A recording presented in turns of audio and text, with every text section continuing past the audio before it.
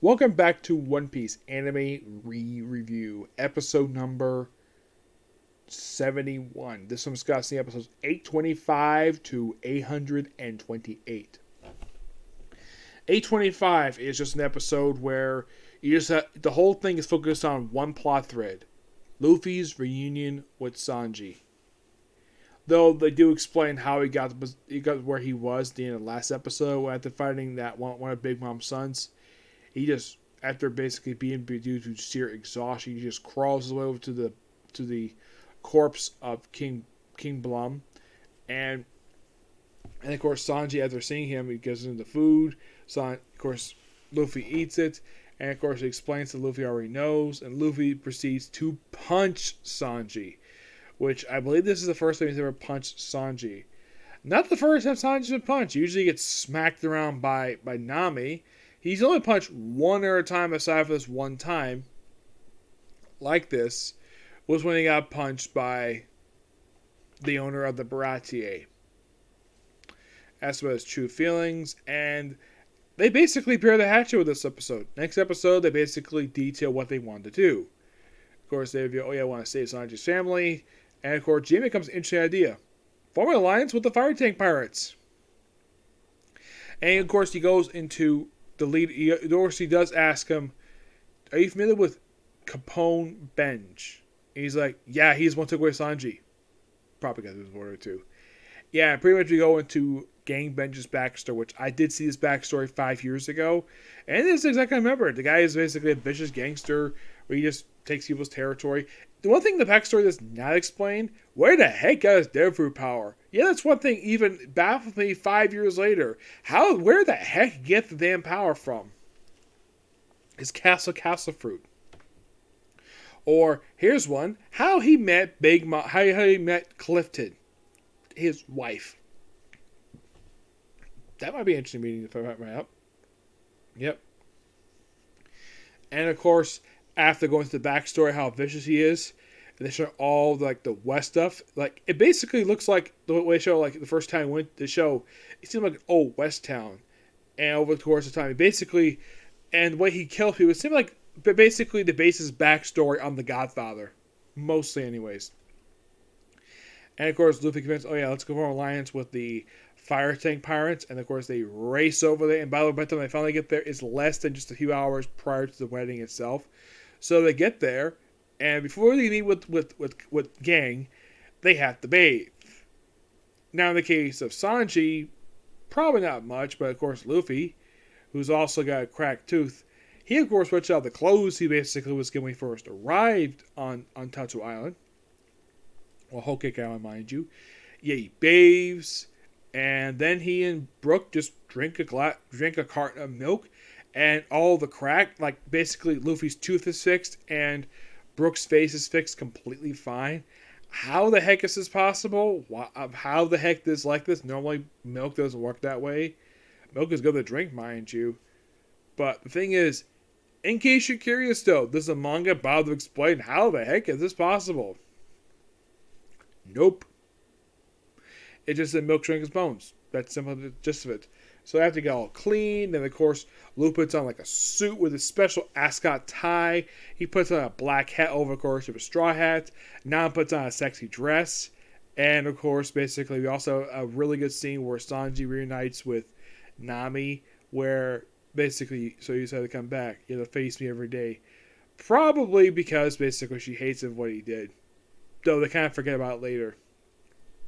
So then they have the really interesting tense meeting with Gang, and of course after basically explaining everything, how you feel about trusting me, and of course Luffy's like, "What's Caesar doing here?" Yes, Caesar Claw, which they did explain how the heck he got there, because it's been a while since he was seen, because I think he was shown by Pespro his lab, and apparently after Pespro left, I don't know, maybe like next day after he left, he just basically Vito breaking in and basically taking him. Yeah. Oh, and by the way, in these 4 episodes, basically episodes 226, basically in 226, 228, we get introduced to 3 new characters. Katakuri, Oven. I knew exactly this was Oven because I've seen before. Because I remember this guy very well because there's a weird meme involving him and Clifton. And, of course, Dravis, who's the Minister of Beans. Yes. Now, Oven is the Minister of Bakery, giving his dare for power. Like, yeah, no wonder why he's Minister of Baking. By the way, the first guy who arrives, yeah, they have him basically where he like, I'll open the door. He's like, how? Rub his belly. Basically steam goes through and has his genie open the door. Katakuri is like, yeah, they'll open the door, no problem. And he's actually the first one of the three to arrive. Oven's last. Oven just basically burns the door. Yep. But as soon as I'm like, yeah, I'm like, hi, Oven. Nice to see you again. Yeah, and you're probably thinking, how the heck do I know this is Oven? Just by how he walks. Yeah, that's simply but how I know who the heck this is.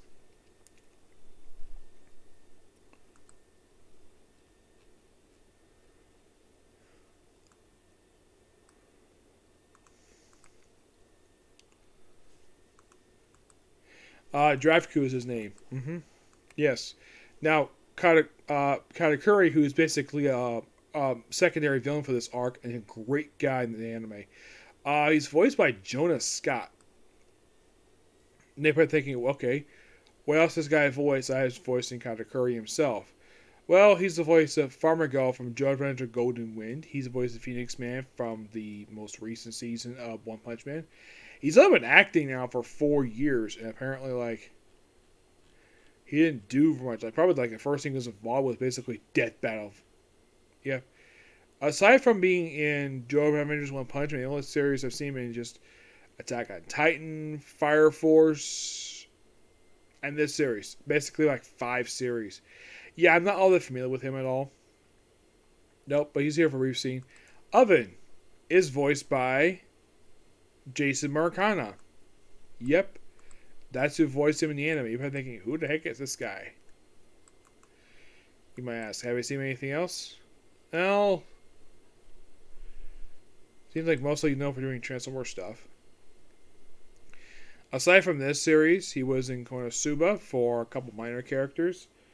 He is in Hunter x Hunter. He is Baba Ganti. He's the Monster King in One Punch Man. He's in Seven Deadly Sins as the Demon King. Yep, the Demon King.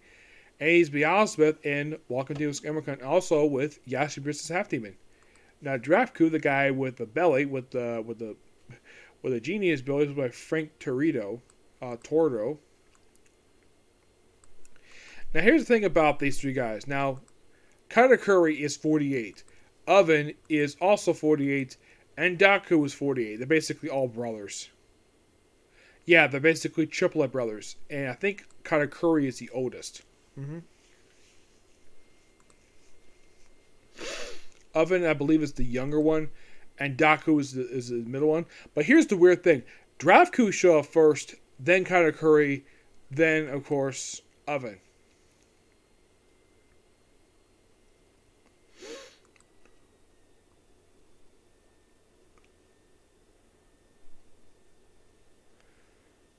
Yeah. So some of this series, he's also in Hunter x Hunter as Gun Tony Ant. He's in Konosuba as Sodal. Let's see, he's in Demon Slayer. He's voice of Toyo. He's basically like voiced on some minor characters in Welcome to Demon School Amercon. And he's also in Eden Zero and Yashi Prince Half Demon. Yeah, not the with the exception of the guy who does he does a really good job basically voicing him. Now when he first shows up, he has a scarf around his mouth. There's a reason for that, and it's not revealed a little bit later of the reason for it, and it's kind of weird. Basically the reason why he hides his mouth. Yep, and of course, Gang Benj reveals his plan to deal with Big Mom, assassinate her with bazookas filled with toxic gas. Anybody thinking, how the heck is this possible? Well, knock over a picture of apparently someone who was apparently her adopted mother, who apparently disappeared or supposedly died. And also they reveal the reason why that Lola is hated by her mom, by Big Mom, because of the scandal with the Giants. Because apparently the Loki, the son of the leader of the King of Giants, wanted to marry Lola at the age of 6. Yeah, apparently was smitten with her. Now, you might be thinking, wait, a guy in love with a 6-year-old wants to marry her at that age. You're probably thinking, that sounds very familiar. That sounds a lot like Princess Sarahoshi from Fishman Island. It's like they were using a semi-exact plot thread. Except difference was, the king understood this was creepy. The fact that guy was trying to basically marry a freaking 6-year-old. Big Mom was like, yay, I get a chance to form an alliance with the Giants. And in case you're curious though, what was the reason why the Giants don't like him very much? They actually explain it in a flashback story arc. I am not kidding. Over the course of like 4 episodes, they explain Big Mom's backstory. Yep. Also in 627, we actually have this episodes where we actually had a scene that I was actually looking forward to seeing in the anime. Nami bathing. We see her semi-nude with Carrot, with Clifton, with Pez basically just sleeping right next to her. Of course, they explained that the events at Thriller Bar, Carrot was not there for that. Even she was like, wait, she a warthog? Yeah, it was so hilarious. And the fact the way she's described Lola was like spot on. It's such an absolute great scene. And apparently the way sometimes Japanese anime is like this, unless now it's not Yuri, but the thing is, apparently Clifton had no problem seeing the beautiful Nami butt naked. Though it could be someone with soap. Yeah, they're probably just really close friends. Yeah, so after she showers, she just hops in the bath, and then they go all bathed and clean. And Carol looks so adorable in her dress that she wears. Yep. And of course, and the way they're going to do it, they're going to have somebody smash the portrait. Who is, you might ask? Is it Luffy? No, it's not Luffy. It's somebody else. Who it is quite shocking to say the least. I'm not going to spoil who it is, but it's quite interesting to say the least. Interesting though, the Volsmokes are actually absent for these episodes.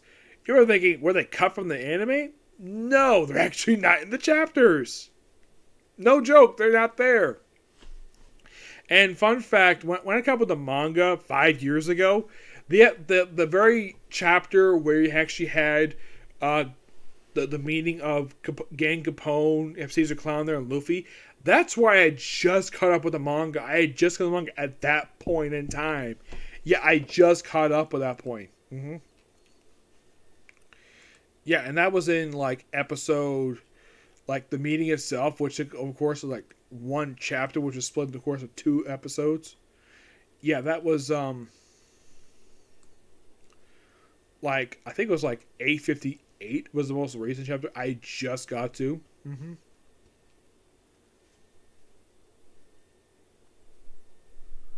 Yeah. I think that was simply put the reason. Now, there's also with Peckham's in these episodes. Well, apparently he's being treated by, of all people, like the Sun Pirates and Perry, who is very big and just loving her husband Aladdin so much. That's a beautiful mermaid. Yeah, she's a beautiful woman. Despite the fact being, well, having the shark teeth, she's very beautiful. I gotta admit, Aladdin is a very lucky guy to marry this beautiful woman. Yep. The son of Big Mom's kids is just very bizarre to say the least. Yeah, it's been suggested that she married over the course of her life 23 men. She has 23 ex-husbands. We only get a chance to meet one of them, Pound, who's the father of 2 of her kids, Clifton and Lola, who are twins, and and of course Clifton is a mother. Now the weird thing is, Clifton does not meet her father until after this arc is wrapped up. They see him, but they don't finish out a meeting until just after this arc concludes. It was actually during a basically cover story arc during Wano. It was the the fire tank pirates story arc, where they basically explain how the heck they escaped the events of the finale. Basically, and they go to Dressrosa and they meet with Lola. But I'm not going more detail of that until later on. But that's basically like how when they first meet their father, Pound. But yeah, love these episodes, and I can't wait for the rest. Okay, so that's episode of you. Next one, I'm just gonna go straight to Bar to get that done and over with. Okay, next video. Bye.